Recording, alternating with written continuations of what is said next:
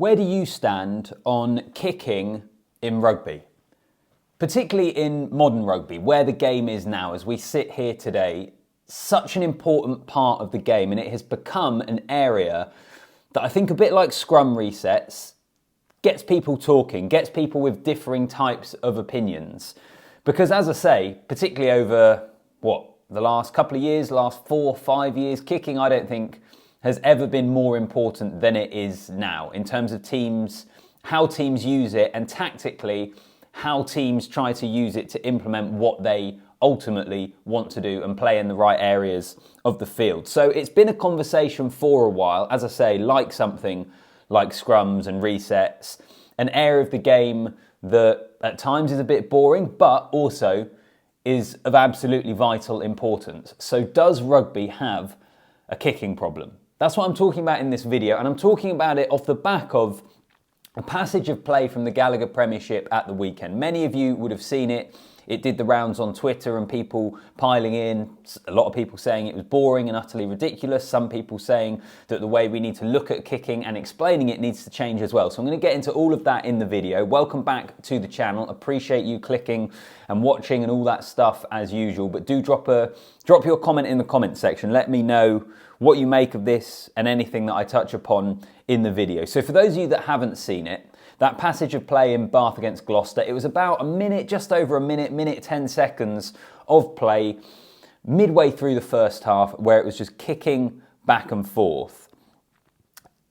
And it was more to do with the actual law here, I think, rather than the kicking itself. The issue here, and it's kind of the Antoine Dupont law. I don't know if he is the first one to have spotted the loophole and done it, or he's the one that we're best associate with doing something like this. But one team kicks it back, and then you essentially have some players just standing in an offside position, but as soon as the team that has been kicked to, as soon as the ball carrier's caught it and has run 5 metres, that player on now the defensive team is in a position where they're allowed to try and charge it down. So you have teams kicking back and forward to one another. Some people just stood in the middle of the pitch, and as soon as the ball carrier has run 5 metres, trying to charge it down. And it is rubbish. That part of this conversation, it's a loophole that needs to be changed. And every so often these come up in the game, don't they? It reminds me a little bit of the England-Italy Six Nations game years ago, when Italy basically didn't put anyone into the ruck, therefore not making a breakdown, therefore not having an offside line. And it's one of those things that you say, well done, they've exploited a loophole, but in terms of the overall interest of the game, it is a law that needs to be changed. And I think that's probably where we are with that specific example. But there's a wider point here about that passage of play and a wider conversation about kicking in rugby, and is it boring? Is it an issue for the game? And I've got a few thoughts on this. I also think it's worth pointing out that this is also such a small example. I don't think it is a reflection of the sport as a whole. You might disagree with me, but it's the sort of thing that gets put on social media. It's a minute of a game. To outside eyes, it looks utterly pointless and utterly boring. But if you think of all the rugby we had across the weekend in the Premiership, we could chuck other competitions, the URC, whatever in there as well. You think of all of the rugby that happened, that's quite a small example, of one game. So I don't think it is a reflection of the whole sport, but kicking as a whole. Like any area of rugby, it's not always that glamorous, but it is of vital importance. Rugby union is great because it has so many different elements, whether it be the breakdown, whether it be the set piece, scrum, maul, line out. And a kicking game is a part of that. And it's a crucial part of the game in terms of how it's played at the moment. And I get it, we don't want to see matches that are just kicking the whole time, box kicks going up, wingers having to chase box kicks. But equally, I don't think we can necessarily have a sport which is just tries being run in from 60 metres either, because I think that would fundamentally change what the sport is and take away a lot of the amazing elements that rugby union has. My thoughts on this is, do we need to do more with repackaging how we view kicking and how people understand kicking? And I think the broadcasters have a major part to play in this as well, particularly on the television. Because there is a reason that teams kick and teams kick so much. Do we need to explain that better?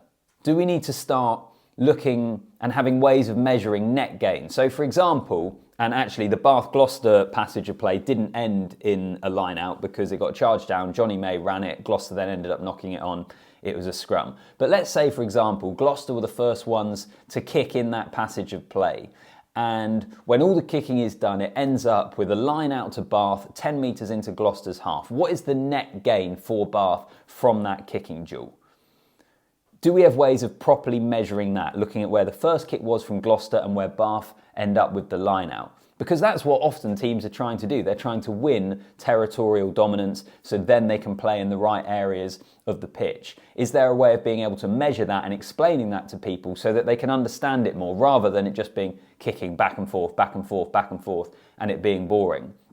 And I think there are other elements in terms of how we measure it that could be useful as well. For box kicks, for example, hang time. I don't know why we don't have hang time yet. That's such a crucial area for box kicks and understanding how wingers are able to get to a point where they compete for the ball. So hang time and distance on box kicks, trajectory of kicks as well. A lot of the time, particularly the best players in the world, you look at all the fly halves in the world, the fullbacks, the guys that are doing the most kicking, they are kicking for a reason. Now, it's not always going to be executed exactly how they want it, but the areas of the pitch they're looking to exploit, there is a reason for that. And actually, Jamie George was speaking about this on Monday on the Ruck podcast about the kicking in the Saracens-Leicester game. And he was pitch side for it. He wasn't playing the game, but was saying because he understands what they're trying to do, it's genuinely fascinating, but it's perhaps to the layperson that it comes across as being a bit more boring. So, for example, Freddie Stewart was in the back line for the Tigers, arguably one of the best fullbacks under the high ball in the world, and Tom Whiteley, the scrum half, was in another part. So Saracens were kicking towards Tom Whiteley because why would you kick it to Freddie Stewart? The way in which teams try and manipulate the defence with their kicking game, again, I think it's just part of a wider conversation of how you can make it more interesting. That's my overall thoughts on the game. Look, I don't want to see kicking all the time in every game, but it's crucial. There is a time and place for it. And actually, I think that the way in which it is packaged could be improved to be able to help people understand more and actually just make it more interesting for everyone. Have a better understanding of what teams are trying to do. Because it's a real thing in rugby, isn't it? Of the sport trying to put itself down of, this is boring, people won't tune in. Let's make it interesting for people. Let's present it in a way which increases people's understanding, which for the casual fan or people that don't watch loads of rugby have a better understanding what teams are trying to do. That is my general thought on it. You might disagree with me. You can let me know in the comments. Do you think kicking in rugby is part of a wider problem, or do you agree with me? We just need to change the perception of it a little bit. And it's not always going to be fun and entertaining, but it's a pretty crucial part of the game. France, for example, who many people over the last 4 years would have had as one of the best international teams in the world, kicked further than any other team. Why are they trying to do it? Let's explain it better. I look forward to reading your comments. I appreciate you watching. Subscribe to the channel as well, like the video, give it a little boost, and I'll see you in the next one.